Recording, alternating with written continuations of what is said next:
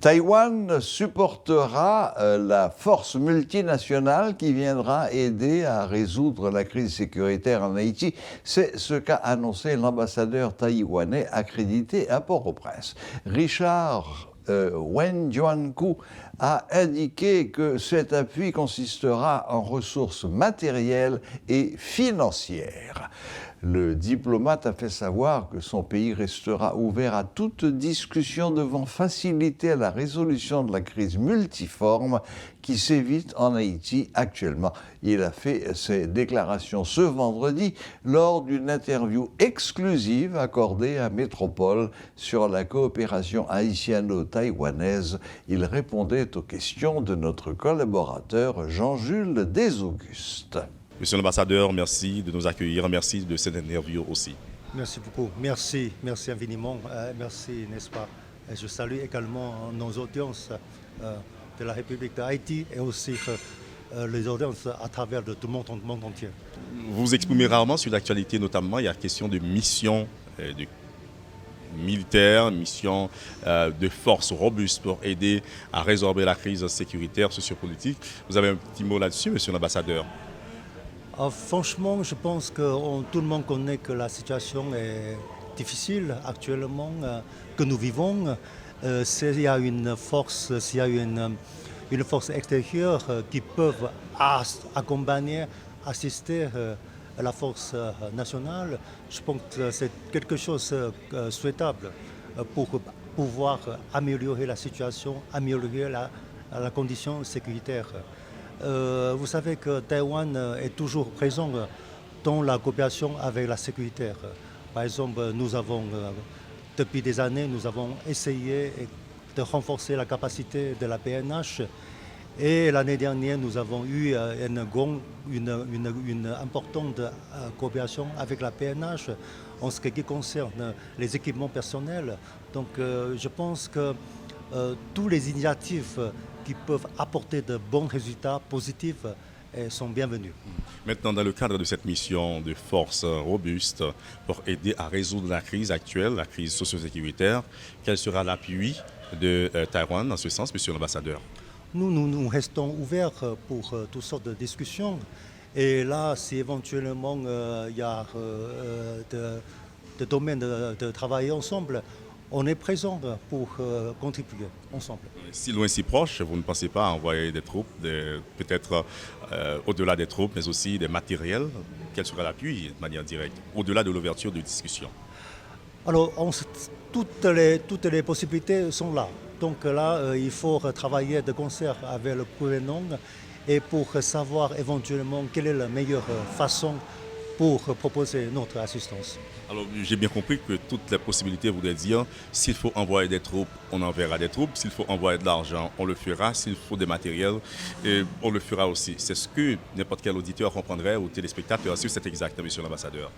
Non, je pense qu'éventuellement, c'est sur les matériels et les finances.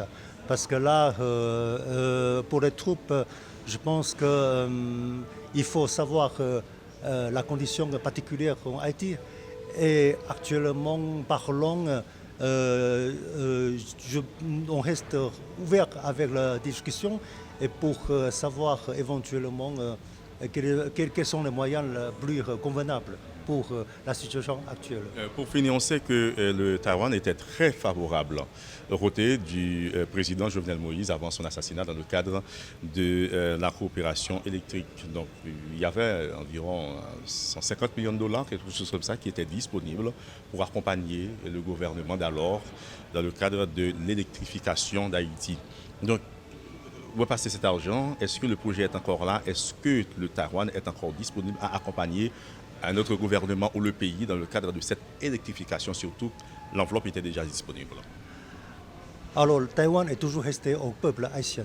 Donc là, le projet de renforcement du réseau électrique, c'était sous feu président Jovenel Moïse qu'on a négocié, qu'on a travaillé sur ce dossier.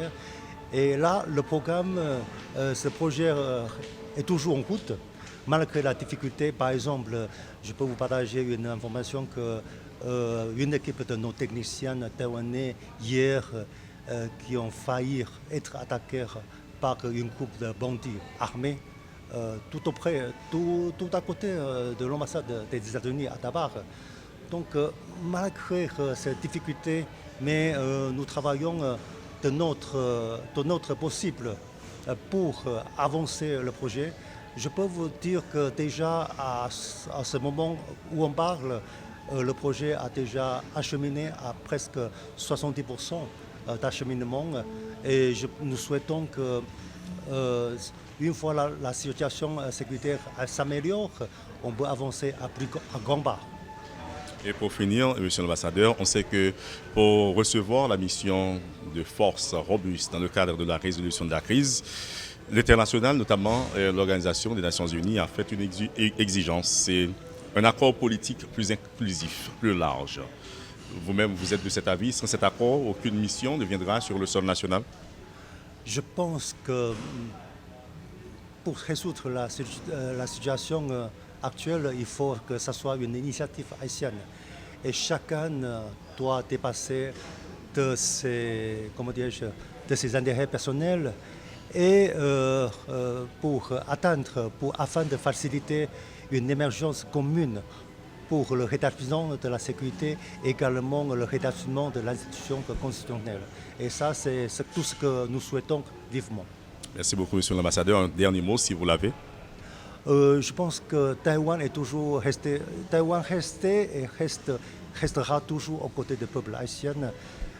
Mon engagement, c'est qu'on va travailler davantage avec le gouvernement et également avec le peuple pour tous les projets convenables et bénéficiants pour le peuple haïtien. Et c'est mon engagement et je y travaille personnellement avec mes collègues, avec beaucoup de détermination. Merci beaucoup, Monsieur l'ambassadeur, au nom de Radio Métropole, mais au nom du peuple haïtien de manière générale, de cette coopération, mais aussi de cette collaboration, voire de cette interview pour être plus précis. Voilà pour cette interview exclusive, mais aussi et surtout spéciale avec l'ambassadeur de la République de Chine-Taïwan en Haïti, le diplomate Richard Wen Jiankou, qui se partageait avec vous dans le cadre de cette coopération, de la coopération haïtiano-taïwanaise. Guitry Choisy et Jean-Jules Desaugustes pour Radio et Télémétropole.